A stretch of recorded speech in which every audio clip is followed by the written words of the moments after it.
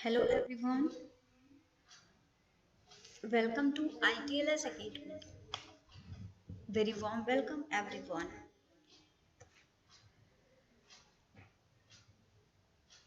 The topic of today's lecture is use of genetically modified stem cells in experimental gene therapies.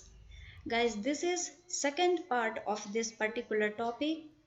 This is continuation part and let us start.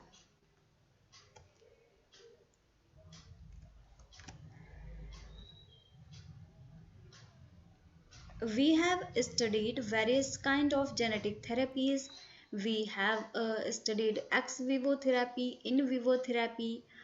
We have seen viral vectors, non-viral vectors. Guys, I'm recalling you what we have studied. And apart from this, we have also seen how hematopoietic stem cells can be used for the gene therapy and how the cell-based stem cell-based therapy is most efficient. So let us see some examples. We will see some examples in today's lecture. And first one of them is myoblast mediated gene therapy.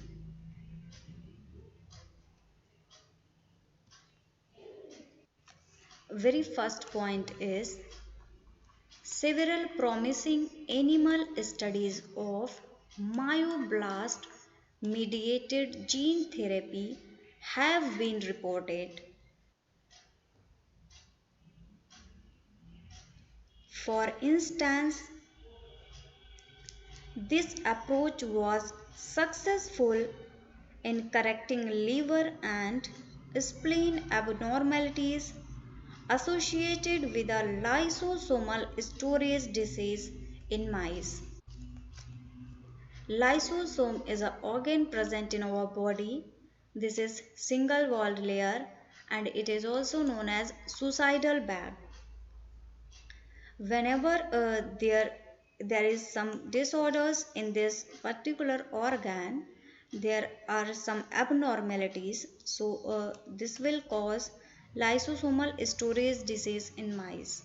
That is we are going myoblast mediated gene therapy to cure this.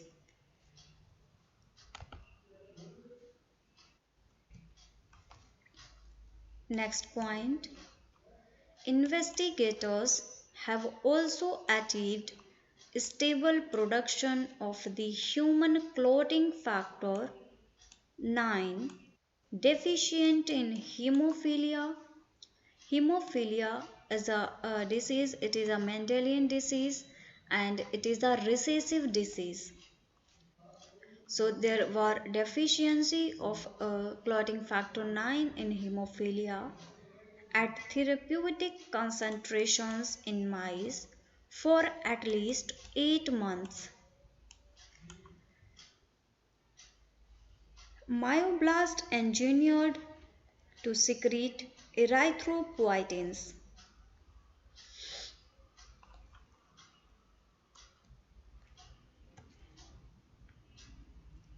Here in this diagram you can see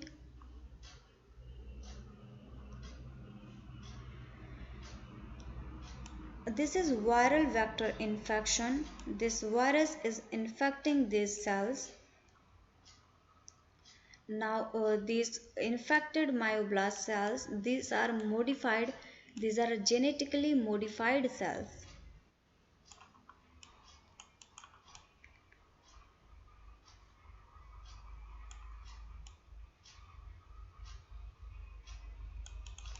These are genetically modified cells and these are myoblast cells and these are further injected into the mice.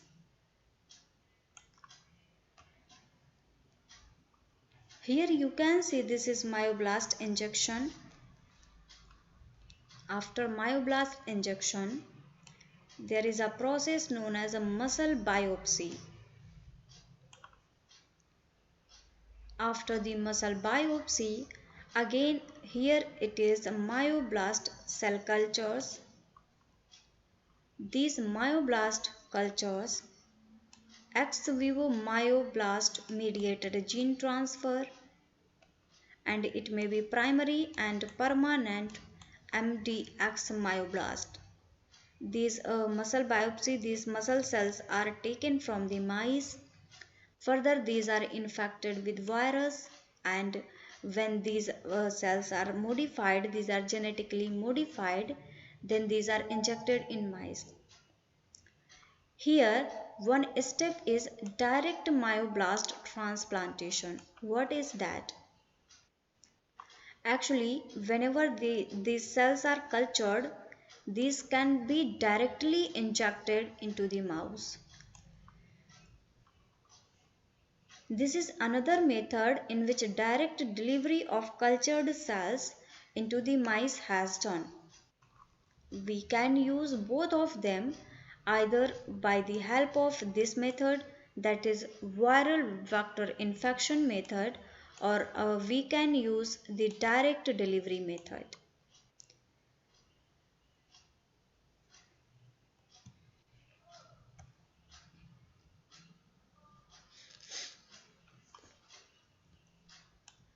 Another animal study of myoblast mediated gene transfer involved a mouse model of familial amyotrophic lateral sclerosis.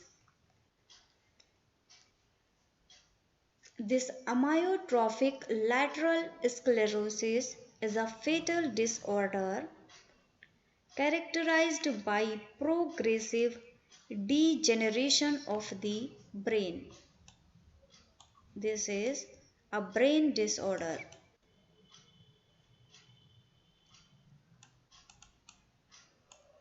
In this case, brain is degraded or degenerated step by step.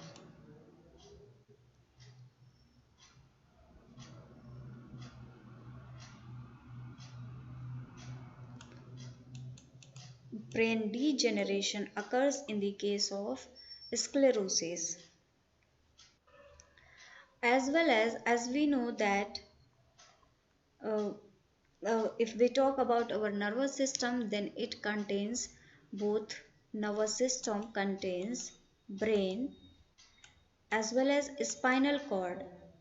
So whenever there is degeneration of brain, this will also affect spinal cord, and there is degeneration of the brain and spinal cord nerves that control muscle activity. There will be degeneration of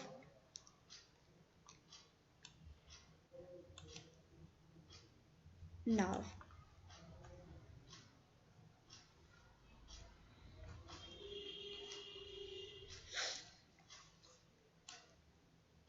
Next point is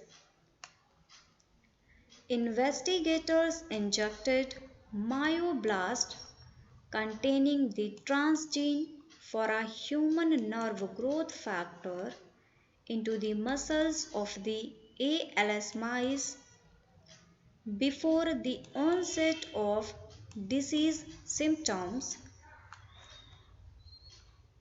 and motor neuron degeneration.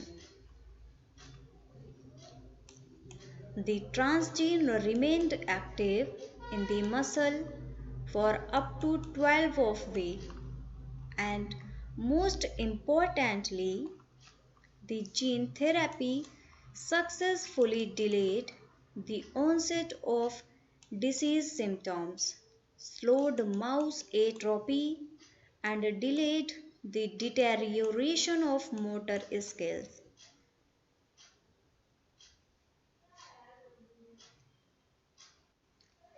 In a series of experiments in rodents, a team of investigators has been testing neural stem cells as a vehicle for cell-based gene therapy for brain tumors known as gliomas. Gliomas are virtually impossible to treat because the tumor cells readily invade the surrounding tissues and migrate extensively into the normal brain.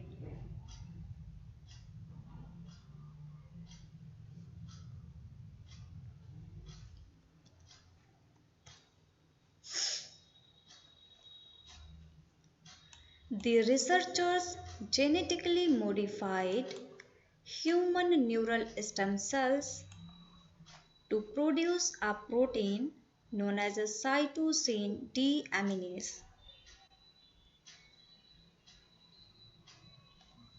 This cytosine deaminase that converts a non-toxic precursor drug into an active form that kills cancer cells. The engineered neural stem cells were then injected into the brains of mice with human-derived gliomas. Within 2 weeks of the gene therapy and systemic treatment with the precursor drug, the tumors has shrunk by 80%. This was a very successful experiment that the tumors had shrunk to 80%. This is a huge amount.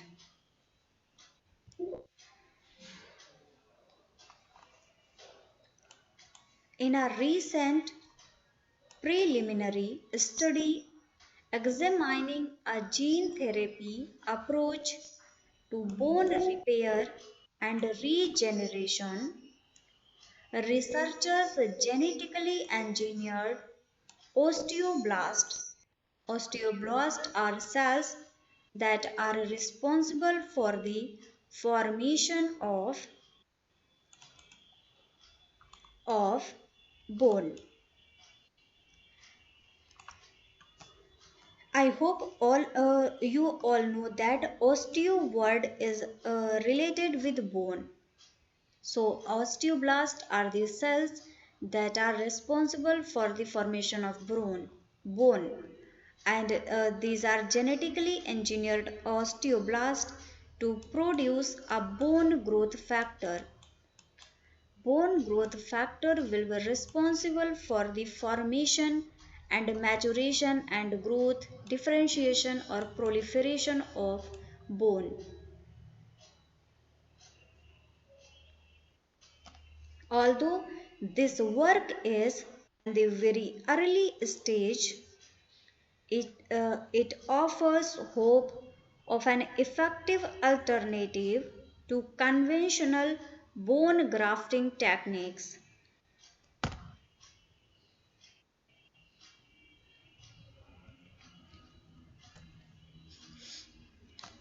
So here a role of embryonic stem cells in gene therapy research. Here in this diagram you can see these are embryonic stem cells. As we know that these embryonic stem cells have the property of self-renewal, that is they can renew themselves, and this self-renewal is achieved by a signaling process, and this signaling process involves some signaling molecules like STAT3 and OCT3 and 4.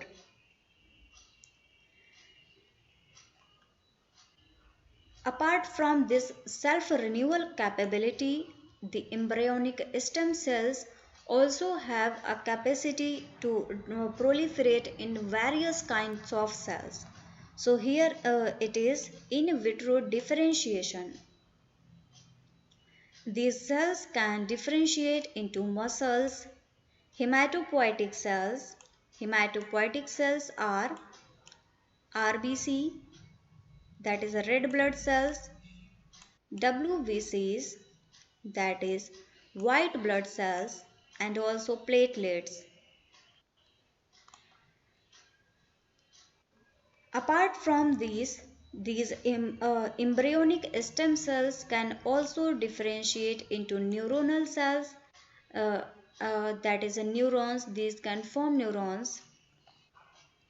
and these can also differentiate into hepatocytes. As we know that hepato word is used for the liver, so these are the cells of liver.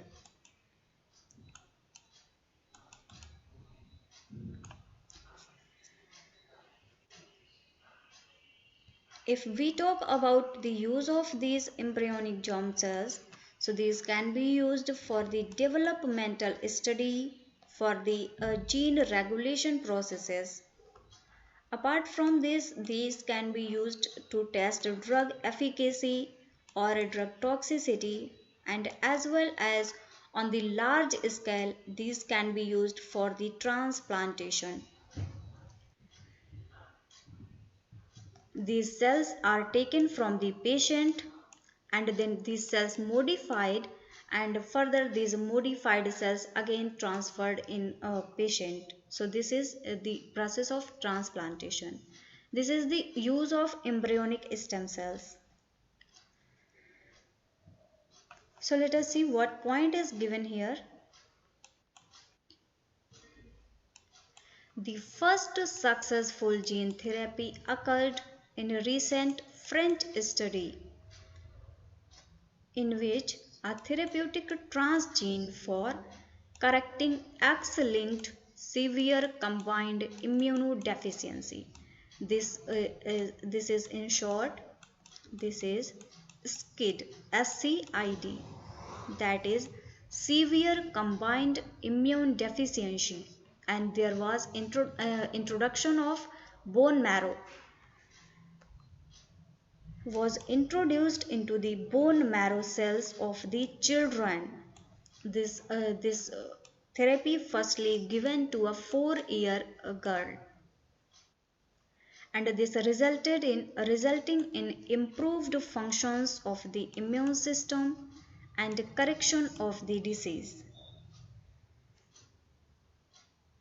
So one important feature of the optimal cell for delivering a therapeutic transgene would be its ability to retain the therapeutic transgene even as it proliferates or differentiates into specialized cells. These cells are very important step for the transplantation. The promise of stem cell research. You can see here these are cultured pluripotent stem cell. Pluripotency is the nature of cells in which they have the capability to differentiate into multiple kinds of cells.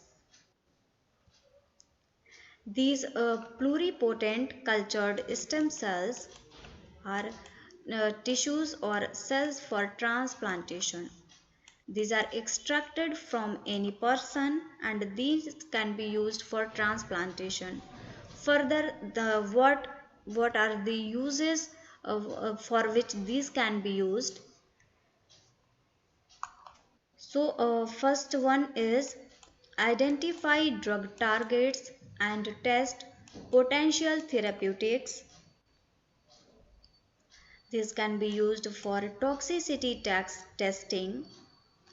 These can be used for bone marrow for leukemia and chemotherapy, as well as these can form nerve cells for Parkinson's and Alzheimer's disease. You can see here how the variety of cells can be treated by the help of stem cell research.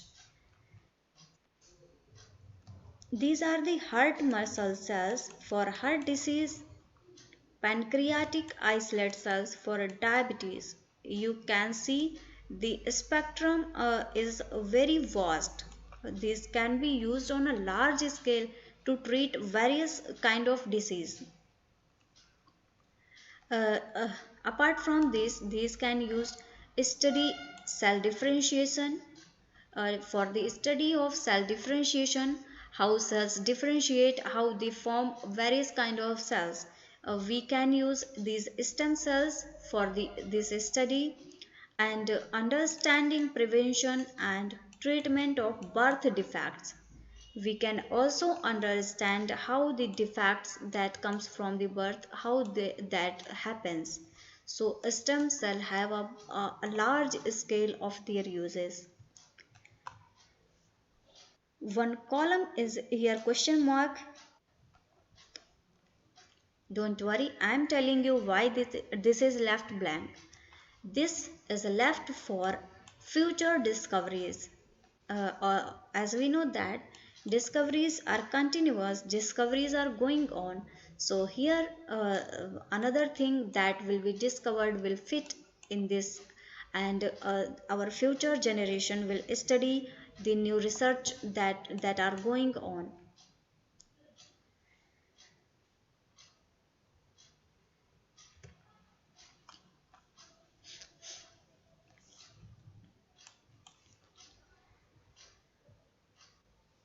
One approach to improving the introduction of transgene into hematopoietic stem cells. What are the hematopoietic stem cells? I hope you all are remember what are hematopoietic stem cells. These are the cells that are able to give rise to whole blood composition, that is RBC, WBC and platelets.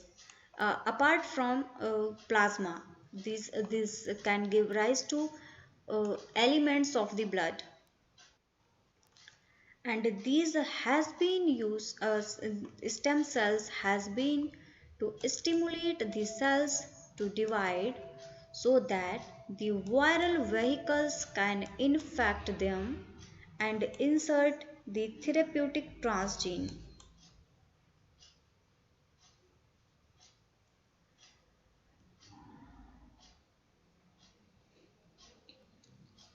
Researchers have noted that retroviral vectors. What are the retrovirus? Retrovirus is a virus that uses the mechanism of reverse transcription. Now, what is the reverse transcription? Reverse transcription is a process of making DNA from the RNA. You can see here, this is RNA and this is DNA, and the enzyme used here is reverse transcriptase.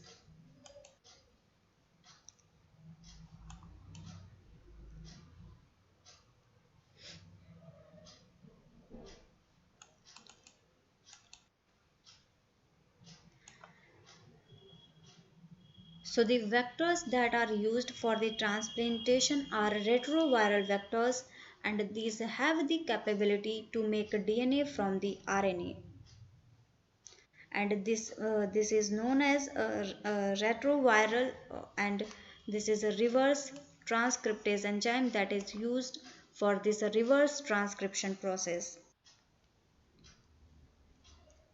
So researchers noted that retroviral vectors introduce transgene into human fetal cord blood stem cells more efficiently than into cord blood stem cells from newborns, and that the fetal cord blood stem cells also had a higher proliferative capacity.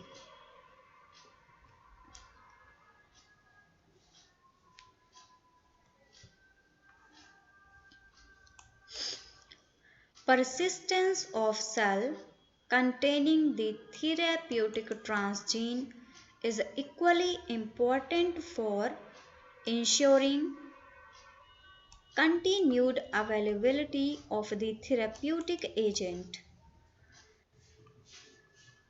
Verma was a scientist that worked on these hematopoietic stem cells and therapeutic agent, and he noted that the optimal cells for cell mediated gene transfer would be cells that will persist for the rest of the patient's life. These transplanted cells they can proliferate, and they would make the missing protein constantly and forever. If we talk about the persistence or longevity of the cells can come about in two ways.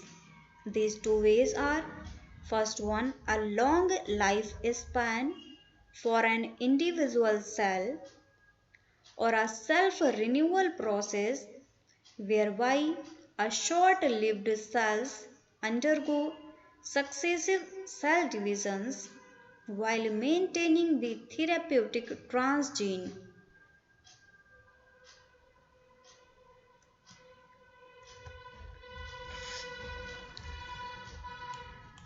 Researchers are beginning to understand the biological basis of the difference in proliferative capacity between adult and embryonic stem cells.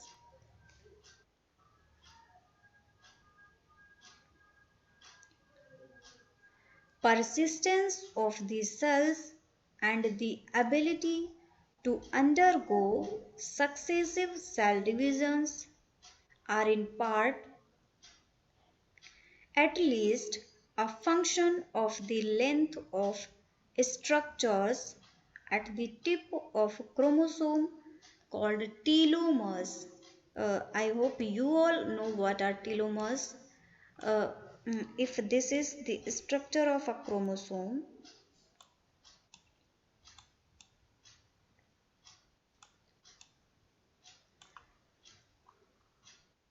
these are the ends of chromosome, and these ends are known as telomeres. Telo word is used for the end, and these are the telomeres.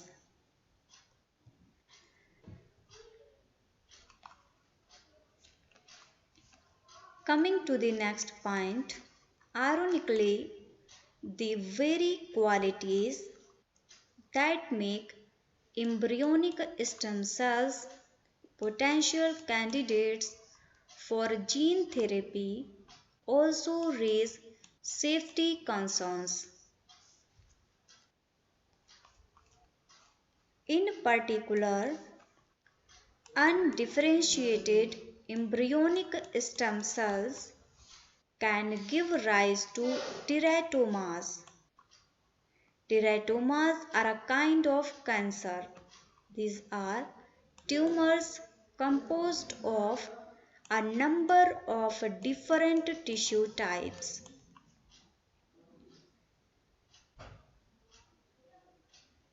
Further research is needed to determine whether the differentiated stem cells retain the advantages such as a longer lifespan or the embryonic stem cells from which they were derived.